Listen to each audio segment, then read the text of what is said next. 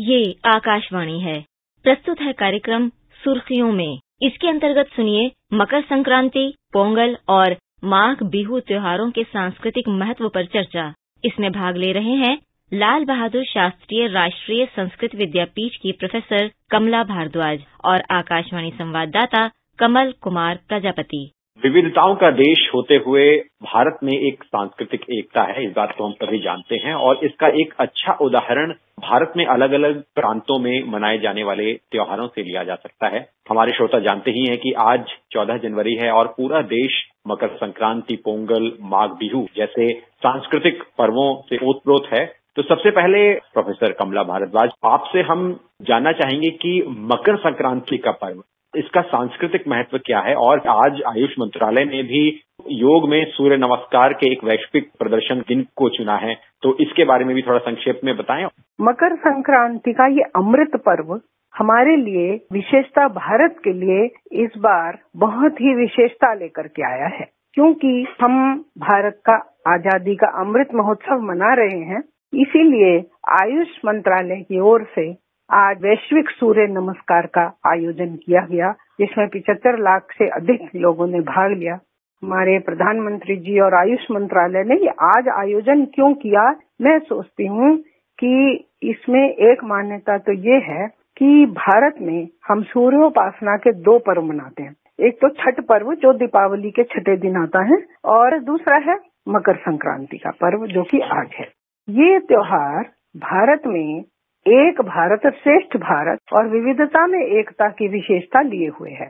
हमारे देश में उत्तर में लोहड़ी से लेकर दक्षिण में पोंगल तक और पश्चिम में उत्तरायण से लेकर पूर्व में बिहू तक मकर संक्रांति के विविध रूप हमें देखने को मिलते हैं।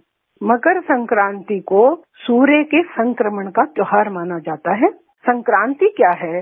एक जगह से दूसरी जगह जाना अथवा एक दूसरे से मिलना, ये संक्रांति होती है। सूर्य जब धनु राशि से मकर राशि पर पहुंचता है तो मकर संक्रांति मनाई जाती है। प्रोफेसर भारद्वाज, हमारे श्रोताओं को आप ये भी जानकारी दें कि इस पर्व को मनाने की परंपरा और विधि क्या है और क्या कुछ इस पर्व से और जुड़ी खास बातें हैं। ये त्योहार कैसे मनाना चाहिए, कैसे मनाया जाता है, तो ये भी एक विविधता में एकता का उदाहरण है। उत्तर भारत में हम इसको मकर संक्रांति के नाम से जानते हैं। इस दिन प्रातः काल उपटन आदि लगाकर तिल के जल से स्नान करना आवश्यक माना जाता है या पुण्यदायक माना जाता है।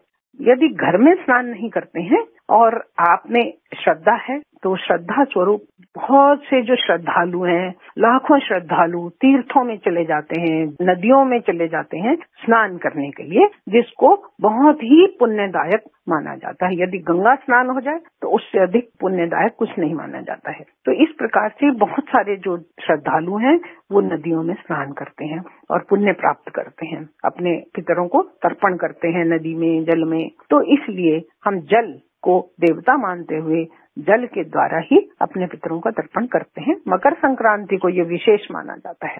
प्रोफेसर भारद्वाज, हम देखते हैं कि मकर संक्रांति का पर्व विविध तरीके से अलग अलग राज्यों में मनाया जाता है, तो आपसे हम जानना चाहेंगे कि अलग अलग राज्यों में इस पर्व को मनाने की क्या क्या परंपराएं हैं, किस तरह से मनाया जाता है। उत्तर भारत में पंजाब प्रदेश में मकर संक्रांति से पहले दिन लोहड़ी का पर्व मनाया जाता है और बहुत ही उत्साह और भंगड़े इत्यादि के आयोजन से रात के समय लकड़ियां जला करके बहुत ही उत्सव का एक और बहुत ही उल्लासमय वातावरण में हरियाणा में ये त्योहार और भी महत्वपूर्ण है और वहाँ पर गुड़ और तिल का दान बहुत ही पुण्यदायक माना जाता है।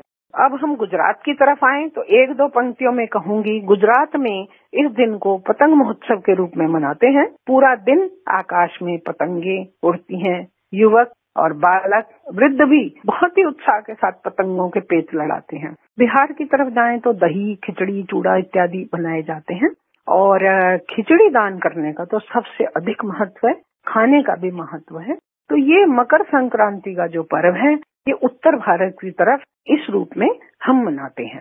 हम अब थोड़ी सी चर्चा आपसे माघ बिहू और पोंगल के बारे में भी करना चाहेंगे, क्योंकि दक्षिण भारत और पूर्वोत्तर विशेष रूप से असम में ये दोनों त्योहार, बिहू असम में और दक्षिण भारत में पोंगल ये मनाए जाते हैं। तो इनके क्या पारंपरिक महत्व है और कैसे देश की एक अनूठी संस्कृति को ये परिलक्षित करते हैं? आप सब जानते हैं कि असम जो है पूर्वोत्तर देश है और यहाँ पर बिहू का जो त्योहार है बहुत ही उल्लास से मनाया जाता है। हम तो एक ही बिहू को जानते हैं, लेकिन असम में ये पूरे वर्ष में भिन्न भिन्न 3 समय पर मनाया जाता है। एक है माघ बिहू, दूसरा है काटी बिहू और तीसरा है रोभाली बिहू।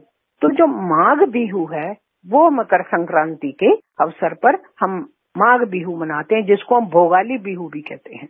बिहू जो है ये बिशु शब्द से बना है। बिशु शब्द है असमी भाषा में। तो बी का अर्थ कहते हैं पूछना और शु का अर्थ है पृथ्वी में शांति और समृद्धि। तो बिशु जो शब्द है वो ही बाद में बदल करके बिहू हो गया और हु से उन्होंने अभिप्राय लिया देना, मतलब दान करना। तो इस प्रकार का जो एक शब्द को देखें तो शब्द से अगर जोड़कर देखेंगे तो माघ में जो त्योहार मनाया जाता है उसमें भी ईश्वर के प्रति अर्पण करने की भावना है। असम में ये त्योहार बहुत ही धूमधाम से मनाते हैं। जो वर्ष का पहला महीना जनवरी माघ होता है, इसलिए माघ बिहू के नाम से ये त्योहार बहुत ही विशेषता रखता है। माघ के महीने में क्योंकि फसल की कटाई होती है, तो फसल की कटाई के मौसम का ये अंत है, उसका ये प्रतीक है ये त्योहार। और सप्ताह तक चलने वाले इस त्योहार में वो पारंपरिक वेश पहनते हैं। हर रोज पारंपरिक व्यंजन बनाने और खिलाने की परंपरा है। अलाव जलाकर भी इसको मनाते हैं। इस दिन बांस और घास फूस की झोपड़ी, जिसे मेजी या भेलकर कहते हैं, ये बनाई जाती है और रात्रि में अलाव के पास इकट्ठा होकर कई तरह के पकवान, उरुका इत्यादि बनाते हैं और मेजी में इस भोजन को खाया जाता है और अगली सुबह उन्हें जला दिया जाता है। दक्षिण भारत में इस त्योहार को हम पोंगल के नाम से मनाते हैं। दक्षिण भारत में जो सूर्य के उत्तरायण होने वाले दिन से नव वर्ष माना जाता है। एक ही विशेषता इस त्योहार की। पोंगल विशेष रूप से किसानों का पर्व है और पोंगल के पहले क्योंकि अमावस्या आती है और अमावस्या को ये बुरी रीतियों का त्याग कर अच्छी चीजें ग्रहण करने की प्रतिज्ञा करते हैं। ये भी एक कुछ नवीनता है पोंगल के त्योहार में। तमिल में पोंगल का अर्थ होता है अच्छी चीजों को अपनाना। तो प्रत्येक वर्ष मकर संक्रांति के आसपास यह 4 दिन तक उत्सव चलता है। इस पर्व में दक्षिण भारत में धान की फसल की कटाई होती है इस समय और आनंदित होकर ये भगवान को अर्पण करते हैं और आगामी फसल के अच्छे होने की प्रार्थना भी करते हैं। समृद्धि लाने के लिए सूर्य देव, वर्षा, इंद्र देव और कृषि पशुओं की भी पूजा करते हैं। 4 दिन तक पर्व चलता है। हर दिन अलग परंपरा होती है। पहले दिन कूड़ा इकट्ठा करके उसको जलाते हैं, यानी जितना बुरा था, जितनी गंदगी थी उसको समाप्त कर दिया। दूसरे दिन लक्ष्मी की, तीसरे दिन पशुधन की और चौथे दिन काली पूजा करते हैं। दिवाली के जैसे रंग रोगन, लक्ष्मी पूजा और गोवर्धन की तरह से पशुओं की पूजा। घर के बाहर सुंदर रंगोली बनाना, नए वस्त्र बर्तन खरीदना, बैलों को नियंत्रित करने का उत्सव करना। इस दिन विशेष रूप से चावल, दूध, घी और शक्कर से भोजन तैयार कर सूर्य देवता को भोग लगाते हैं। इस त्योहार में गाय के दूध के उफान को बड़ा महत्व दिया गया है। उनका एक संदेश है।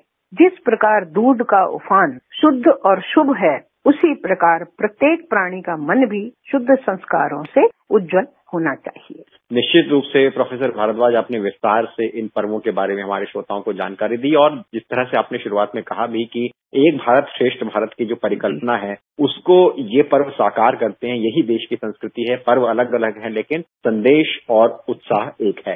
तो प्रोफेसर कमला भारद्वाज, आप कार्यक्रम में जुड़ी और आपने हमारे साथ चर्चा की। बहुत धन्यवाद।